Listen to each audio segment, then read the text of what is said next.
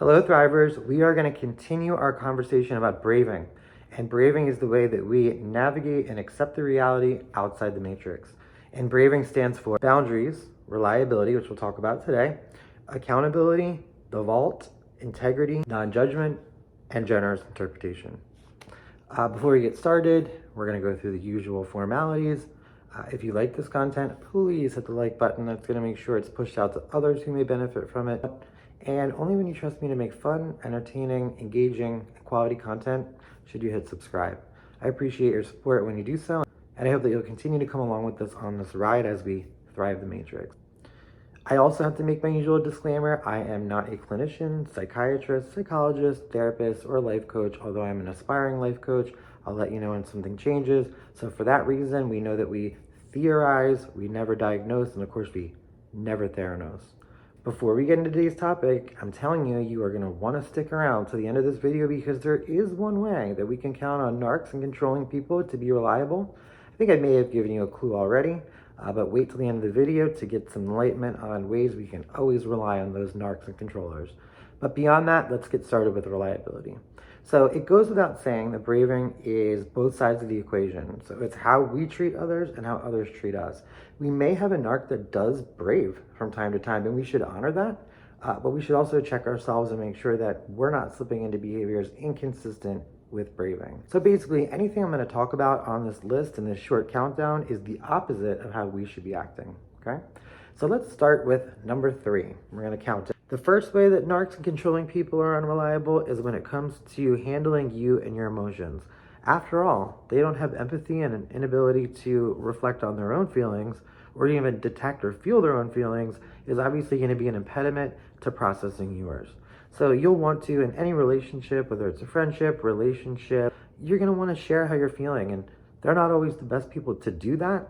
They may be if you just need a listener, although please be advised they're not listening.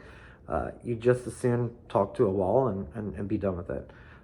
But they're not going to engage you, ask you more about why you feel the way you feel, or share the way that they feel. In fact, I would posit that emotions are one of the most uncomfortable things that a narc or controller may have to deal with, and you can almost see it in their eyes when you want to have a discussion with them about how you're feeling and how they're feeling.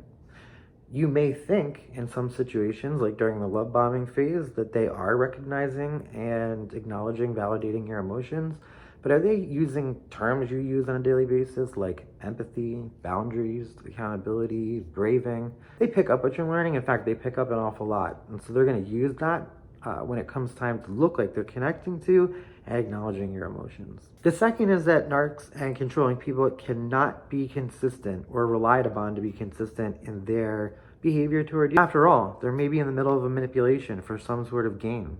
They may be complimenting you because they feel their grip on control loosening a bit, or they're hoovering you or love bombing you in an attempt to erase your previous reality and insert their controlling behavior back into your life. Like Forrest Gump said, narcs and controllers is like a box of chocolates. You just never know what you're going to get. And the last way we'll talk today about how narcs are unreliable is when it comes to accountability.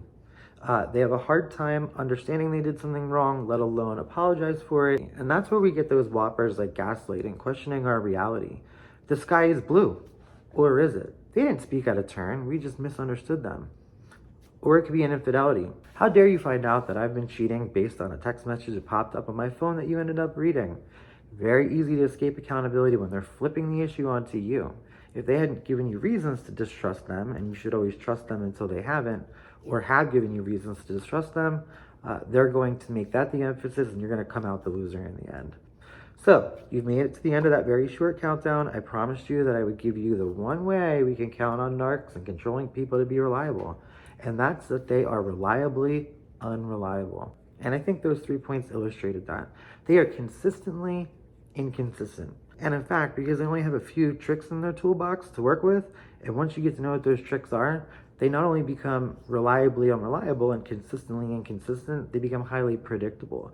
So you're going to know that you're in a technique, you're going to know that you're in a manipulation. You've researched it, you validated your reality, you could see it coming from a mile away, and that can change the way that you respond. That's one way that we can practice reliability. Let's be reliable and carrying that quiver of red flags on our back so that we can pull them out and wave them side to side nice and high when we see controlling or narcissistic behavior. Let's be reliable about validating our own reality. And let's be reliable and make sure that we do what we say and we say what we do. We need to make sure that our side of the street's clean, regardless of what the narc's gonna do. With that, there you have it. 3 ways we can count on them to be reliable, and 1 way they'll never disappoint us, and that's that they will always end up disappointing. I'd like to hear ways that narcs and controllers have been unreliable for you in the comments. Thrivers, stay up.